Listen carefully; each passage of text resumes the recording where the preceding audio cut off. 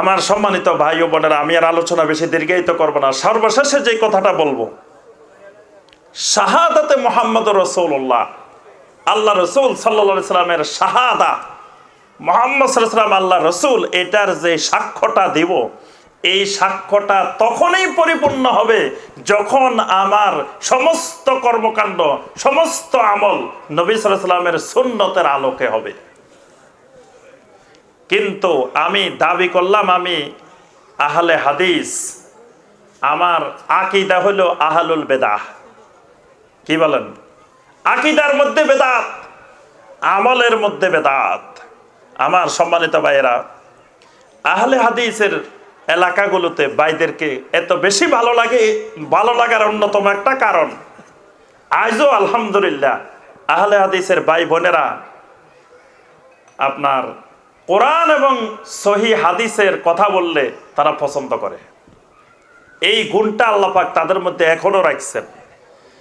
অন্য জায়গায় দেখবেন কোরআনের কথা 100টা বলেন, সহি হাদিস 500টা বলেন, যদি এটা মুরব্বির কথার বাহিরে যায়, যদি এটা কোনো ইমামের কথার বাহিরে যায়, যদি এটা কোনো পীর সাহেবের কথার বাহিরে যায়, আপনি আয়াত 1000 বলেন, কোনো লাভ নাই।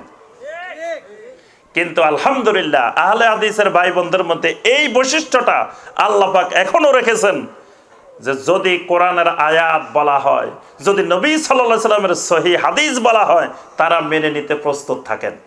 আলহামদুলিল্লাহ। যদিও আমাদের ভাইদের মধ্যে অনেক বেদাত ঢুকে গেছে, আছে না? কি আহলে হাদিসের ভাইদের মধ্যে বেদাত আছে? অনেক বেদাত আছে। অবাক লাগে, অনেক জায়গায় গেলে দেখি নামাজ পড়ে না, কয় হুজুর আমি আহলে হাদিস।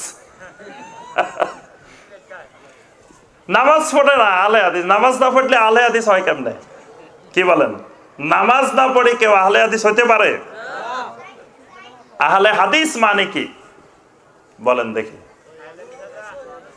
হাদিস বলতে শুধু নবী সাল্লাল্লাহু আলাইহি সাল্লামের হাদিসকে বোঝা নাই, সুন্নাহকে বোঝা নাই।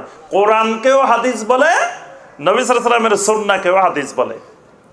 অনেকে বলে, বর্তমানে অনেক গবেষক বাহির হয়েছেন, রিসার্চার বাহির হয়েছেন, গবেষকেরা বলে, কয় আহলে হাদিস হওয়া যাবে না, হইতে হবে আহলে সুন্নাহ। কি হইতে হবে? আহলে সুন্নাহ হইতে হবে। কয় আহলে হাদিস হওয়া যাবে না, কারণ হাদিস সব মানা সম্ভব না। এটাকে আমরা কোনো মন্তব্য করতে রাজি না। হাদিস মানে হলো কোরআন, হাদিস মানে সুন্নাহ। হাদিস বললে দুটাকেই বোঝায়, সুন্নাহ বললে দুটাকে বোঝায় না। এই জন্যই পূর্বেকার মুহাদ্দিসিনে কেরাম, ফুকাহায়ে কেরাম, তারা নিজেদেরকে গর্ব ভরে বলতেন যে আমরা আহলে হাদিস, আমরা আসহাবুল হাদিস, আমরা আহলে রায় না, আসহাবে রায় না, আমরা আসহাবে হাদিস, আহলে হাদিস। ইমাম আবু হানিফা রাহমাতুল্লাহ আলাইহি নিজেকে গর্ব ভরে দাবি করতেন যে আমি কোন সহি হাদিস না পাইলে, যদি দঈফ হাদিসও পাই, তারপরেও আমি রায়ের থেকে, ব্যক্তিগত অভিমত থেকে দঈফ হাদিসকে প্রাধান্য দিই। আর কথাটা বুঝাতে পারছি? মানে একটা মাসালার গবেষণা করতে গিয়ে ইমাম আবু হানিফা রাহমাতুল্লাহ আলাইহি সহি হাদিস পাইতেছেন না, কোন সহি হাদিস ওনার কাছে এই বিষয়ে পৌঁছে নাই, উনি পাইতেছেন না। খুঁজে না পাওয়ার পরে ওনার সামনে পাইছেন একটা দঈফ হাদিস। তিনি বলতেন যে দঈফ হাদিসের মধ্যে যদিও সন্দেহ আছে এটা নবী সাল্লাল্লাহু আলাইহি সাল্লামের কথা কিনা, কিন্তু এটাও অবকাশ আছে এটা নবী সাল্লাল্লাহু আলাইহি সাল্লামের কথা হইতেও পারে, হইতেও পারে, নাও হইতে পারে, দুইটার অবকাশ আছে। কিন্তু আমি আবু হানিফার যে গবেষণা, সেই গবেষণা তো নিরেট একজন ব্যক্তির গবেষণা, ব্যক্তির অভিমত, ব্যক্তির রায়। এই জন্য আমি ব্যক্তির রায়ের চাইতে নবী সাল্লাল্লাহু আলাইহি সাল্লামের থেকে যদি কোনো দঈফ হাদিসও আমি পাই, তা আমি ওই হাদিসকে অগ্রাধিকার দিই। তাহলে আবু হানিফা রাহমাতুল্লাহ আলাইহি কত বড় আহলে হাদিস ছিলেন দেখছেন। আর আবু হানিফার অনুসারীরা আমরা বলি যে কয় আহলে হাদিস হওয়া যাবে না, হইতে হবে কি আহলে সুন্নাহ। আবু হানিফা রাহমাতুল্লাহ আলাইহি বারবার বলতেন ইজা সাহাল হাদিসু ফাহুয়া মাযহাবি, তোমরা যখনই যেখানে সহি হাদিস পাওয়া যাবে ওইটাই আমার মাযহাব। এখন আবার কোন কোন ভাই অস্বীকার করে, আবু হানিফা কোথায় বলছে? হাশিয়ায়ে রাদ্দুল মুহতার, আজও হাশিয়ায়ে রাদ্দুল মুহতার এই কথা লেখা আছে যে আবু হানিফা রহমতুল্লাহ আলাইহি বারবার বলতেন ইজা সাহাল হাদিস ও ফাহুয়া মাযহাবি, সহিহ হাদিস পাইলে সেটাই আমার মাযহাব। এবং ইমাম আবু হানিফা রহমতুল্লাহ আলাইহি সব সময় উলামায়ে মদিনা অর্থাৎ মদিনার যে সকল মুহাদ্দিসিন ছিলেন তাদেরকে অগ্রাধিকার দিতেন। কিন্তু মদিনা থেকে কুফা তৎকালীন যোগাযোগটা ছিল খুব কঠিন, অনেক দূরে। ওই যুগে কুফা মানে আরেক দেশ, মদিনা মানে আরেক দেশ, বিশাল দূরত্ব। আজকের যুগে তো মদিনা আর আমরা ঢাকা মনে হয় যে এক দেশ, কাছাকাছি। এখানে বসি মসজিদে নববীর সালাত দেখি না, এখানে বসে মসজিদে হারামের সালাত দেখি, ত্রিমোহনীতে বসি, সুবহানাল্লাহ। ওই সময়কার কুফা আর মদিনা এরকম ছিল না। কিন্তু ইমাম আবু হানিফা রহমতুল্লাহ আলাইহি মদিনার ওলামাদের থেকে, মদিনার মুহাদ্দিসিন থেকে কোনো মতামত বা হাদিস পাইলে সেটাকে সবার উপরে অগ্রাধিকার দিতেন। তার ছাত্র হানাফি মাযহাব, কয়টা মাযহাব মিলে হানাফি মাযহাব? 3টা মাযহাব, মনে রাখবেন, 3টা মাযহাব সমন্বয় করে একটা মাযহাব।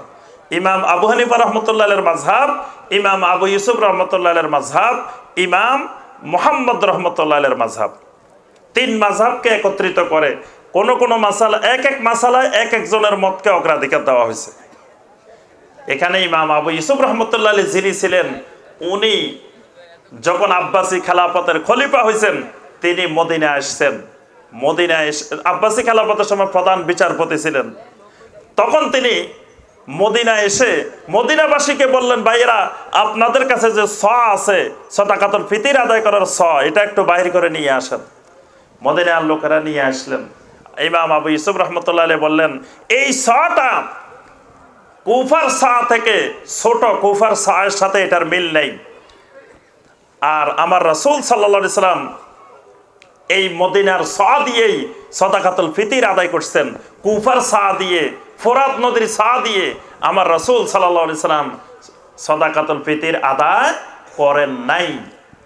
সুতরাং এটাই সহি, মদিনার যে এটাই রাসূলুল্লাহ সাল্লাল্লাহু আলাইহি সাল্লামের এবং তিনি বললেন, আজকে যদি আমার ওস্তাদ ইমাম আবু হানিফা রাহমাতুল্লাহ আলাইহি বেঁচে থাকতেন, তিনিও তার মত পরিবর্তন করে এই মদিনার এর মতটাকে তার মত দিতেন। সুবহানাল্লাহ। তাহলে সেই ইমাম আবু হানিফা রাহমাতুল্লাহ আলাইহি থেকে শুরু করে সমস্ত আইম্মায়ে কেরাম তারা ছিলেন আসহাবুল হাদিস। তারা সব সময় হাদিসকে অগ্রাধিকার দিতেন। এই জন্য ইমাম মুহাম্মদ রাহিমাহুল্লাহ বলছেন যে, এবং পরবর্তীতে এই কথাটা আপনার আব্দুল হাই লাখনবী রহমতুল্লাহ আলাইহি, তারপরে শাহ ওলিউল্লাহ মুহাদ্দিস দেহলভী রহমতুল্লাহ আলাইহি, ওনারা সকলেই বলছেন যে যদি সহি হাদিসগুলো ওই সময় সংকলন থাকতো ইমাম আবু হানিফা রহমতুল্লাহ আলাইহির যুগে, তাহলে হানাফি মাযহাবের মধ্যে এত কিয়াস আসতো না। যদি সহি হাদিসের সংকলন থাকতো, যেমনি ভাবে ইমাম শাফি রহমতুল্লাহ আলাইহির মাযহাবে, ইমাম মালিক রহমতুল্লাহ আলাইহির মাযহাবে, ইমাম আহমদ বিন হাম্বল রহমতুল্লাহ আলাইহির মাযহাবে কিয়াসের সংখ্যা অনেক কম। কিন্তু তখন একসাথে হাদিস সংকলন, সহি হাদিসের সংকলন না থাকার কারণে তারা কোন কোন দঈফ হাদিসের উপরে মত দিয়েছেন, কোন কোন কিয়াসের উপরে মত দিয়েছেন, কোন কোন ইজতিহাদের উপরে মত দিয়েছেন। এই জন্য আমার ভাইয়েরা, আমি বলতেছিলাম যে যারা আমরা আহলুল হাদিস বা আসহাবুল হাদিস, তাদের প্রত্যেকটা কর্মকাণ্ড কোরআন এবং সুন্নাহ অনুযায়ী, সহি হাদিস অনুযায়ী হইতে হবে। তাহলে নামাজ না পড়লে কি আহলে হাদিস হওয়া যাবে? তারপরে সুদ খাইলে আহলে হাদিস হওয়া যাবে? ঘুষ খাইলে, হারাম কাজ করলে খেয়াল রাখতে হবে। এই নামটার সাথে অনেক পুরা জিন্দেগি পরিবর্তনের সম্পর্ক আছে। শুধু আর কিছু দরকার না, খালি নামটা খেয়াল রাখলে যে আমি একজন আহলুল হাদিস, বাস এইটা মনে রাখলে আল্লাহর এই বান্দার জন্য মুত্তাকিন হওয়া, সালেহিন হওয়া, দিনদার হওয়া, আল্লাহর ওলি হয়ে যাওয়া অত্যন্ত সহজ। খালি মনে রাখবে সবসময় যে আমি হাদিসের অনুসারী, আমি কোরআন এবং সুন্নাহর অনুসারী। হাদিসের অনুসারী মানে আমি কোরআনেরও অনুসারী, সুন্নাহরও অনুসারী। সুতরাং আমার ব্যক্তি জীবন, পারিবারিক জীবন, অর্থনৈতিক জীবন, সামাজিক জীবন সবগুলো কোরআন এবং সুন্নাহ অনুযায়ী হচ্ছে কিনা। হাদিসের সাথে মিল আছে কিনা, এই মিলটা করে নিলেই আলহামদুলিল্লাহ পুরা জীবনে বৈপ্লবিক পরিবর্তন।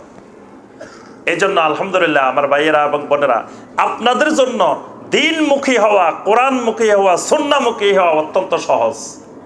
খালি না এই জিনিসটা মনে রাখলেই কোরআন সুন্নাহমুখী হওয়া সহজ হয়ে যায়। এই জন্য আমার সম্মানিত ভাই ও বোনেরা, প্রত্যেকটা ইবাদত, প্রত্যেকটা আমল সুন্নতের আলোকে করার চেষ্টা করব। জীবনের সর্বক্ষেত্রে মুহাম্মদ রাসূলুল্লাহ সাল্লাল্লাহু আলাইহি সাল্লামের ইত্তেবা করব। ইত্তেবায়ে মুহাম্মদ রাসূলুল্লাহ সাল্লাল্লাহু আলাইহি সাল্লাম, এবং এক তরিকার অনুসারী হব। তরিকা পৃথিবীতে কয়টা? সেই তরিকার নাম তরিকায়ে মুহাম্মদ রাসূলুল্লাহ সাল্লাল্লাহু আলাইহি ওয়াসাল্লাম। 126 তরিকার অনুসারী হব না, এক তরিকার অনুসারী হব। এবং এটাই সবচেয়ে কিয়ামত পর্যন্ত একমাত্র শর্টকাট তরিকা জান্নাতে যাওয়ার। জান্নাতে যাওয়ার এই তরিকার বাইরে আর কোনো শর্টকাট তরিকা বানানোর, শর্টকাট তরিকা অনুসরণ করার কোনো অধিকার কারো নাই। আল্লাহ রাসূল সাল্লাল্লাহু আলাইহি ওয়াসাল্লামের তরিকাটাই কিয়ামত পর্যন্ত একমাত্র তরিকা। আল্লাহ রাব্বুল আলামিন আমাদের সবাইকে মুহাম্মদ রাসূলুল্লাহ সাল্লাল্লাহু আলাইহি ওয়াসাল্লামের সুন্নতের ইত্তেবা করার তৌফিক দান করুন। সমস্ত প্রকার বিদআত থেকে আমাদেরকে দূরে থাকার তৌফিক দান করুন। আমার সম্মানিত ভাই ও বোনেরা, ইতিপূর্বে আমাদের শামসুর রহমান আজাদি হাফেজাহুল্লাহ শায়েখ অনেক আপনাদের থেকে সুন্দর কিছু কালেকশন করেছেন মসজিদের জন্য। আজকে যে মসজিদের উন্নতি কল্পে আজকের এই মাহফিল, তিনি শেষে বলে গেছেন যে আমার সময় শেষ হয়ে গেছে, আমি চলে যাচ্ছি, কিন্তু আপনারা পরবর্তীতে আরো দিবেন, বলে গেছেন না? জি, এইটাও একটা গুরুত্বপূর্ণ সবর। আল্লাহর রাস্তায় দান করতে পারা, পানি আছে, আল্লাহর রাস্তায় দান করতে পারা এটা গুরুত্বপূর্ণ একটা সবর। এটাকে বলা হয় আস-সাবরু আলা তাআতিল্লাহ, আল্লাহর আনুগত্যের উপরে সবর। আল্লাহর আনুগত্যের উপরে সবর করা এটা গুরুত্বপূর্ণ একটি সবর। কারণ মুহাম্মদ বিন সালেহ আল উসাইমিন রাহিমাহুল্লাহ বলছেন যে আল্লাহর বান্দারা আল্লাহর ইবাদত করতে গেলে কিছু কষ্ট হয়। ইবাদত করাও কিন্তু কিছু কষ্ট আছে। ইবাদতে কষ্ট আছে না? কি বলেন? ফজরের সময় এই কনকনে শীতের মধ্যে উঠে ওযু করে ফজরের নামাজে যাওয়া, এটার মধ্যে কষ্ট নাই? অনেক কষ্ট আছে। তাহলে এই কষ্টের উপরে ধৈর্য ধরা এটাও সবর। আবার আপনার আল্লাহ রাস্তায় দান করা, মানুষের মন চায় না আল্লাহ রাস্তায় দান করুক। আল্লাহ রাস্তায় কিছু খরচ করলে মন অনেক কষ্ট পায়, এটাও একটা ভীষণ কষ্ট। শয়তান বিভিন্ন ধরনের ওয়াসওয়াসা দিতে থাকে যে হায়রে, মনে হয় টাকা পয়সা আজকে কি করলাম, দিয়ে দিলাম এতগুলো, আমি ওইটা কি করব, ওইটা কি করব, বিভিন্ন রকমের কষ্ট মনের মধ্যে আসতে থাকে। এই কষ্টের ক্ষেত্রেও ধৈর্য ধরা, যে না, ওয়ামাই ইয়াত্তাকিল্লাহা ইয়াজআল লাহু মাখরাজা ওয়া ইয়ারযুকহু মিন হাইসু লা ইয়াহতাসিব, যে আমি যদি তাকওয়ার উপরে থাকি আল্লাহ আমার অনেক উপায় বের করে দিবেন। এই ধৈর্য ধরে থাকা, এটার নাম আস-সাবরু আলা তাআতিল্লাহ, আল্লাহর আনুগত্যের উপরে ধৈর্য ধরা। এই জন্য আমার ভাইয়েরা এবং বোনেরা, আমাদেরকে এই দানের অভ্যাস, সদাকার অভ্যাস বেশি বেশি করতে হবে। কারণ এই অভ্যাস না থাকলে আপনি সবরের গুণ অর্জন করতে পারবেন না, সাবিরিন হইতে পারবেন না। আর সাবিরিন না হলে ইন্নাল্লাহা ইউহিব্বুস সাবিরিন, ইন্নাল্লাহা মাআস সাবিরিন, আল্লাহ পাক সাবিরিনদের সাথে আছেন, ধৈর্যশীলদের সাথে আছেন। ধৈর্যশীলদের পছন্দ করেন, তা আপনার সে পছন্দনীয় বান্দা হইতে পারবেন না, আল্লাহ রাব্বুল আলামিনের মুকাররাবিন হইতে পারবেন না। এজন্য সার্বিক অবস্থায় ইউনফিকুনা ফিস সাররাই ওয়াদ দাররাই, যখন অনেক টাকা পয়সা থাকবে তখনও যেমন দান করতে হবে, টাকা পয়সা যখন কম থাকবে তখনও একই রকম দান করতে হবে। এই দান করাও একটা গুরুত্বপূর্ণ সবর।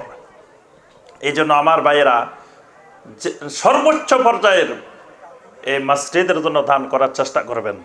কারণ কিয়ামতের ময়দানে 7 শ্রেণীর মানুষ যারা আল্লাহ রাব্বুল আলামিনের ব্যবস্থাধীন ছায়ার মধ্যে স্থান পাবেন, তন্মধ্যে এক শ্রেণী হলো ওয়ারাজুলুন কালবুহু মুআল্লাকুন বিল মাসাজিদ, যাদের অন্তর মসজিদের সাথে তাআল্লুক থাকে, গেঁথে থাকে। তো তাহলে মসজিদের সাথে গেঁথে রাখতে হলে মসজিদের সাথে সম্পর্ক বাড়াইতে হবে।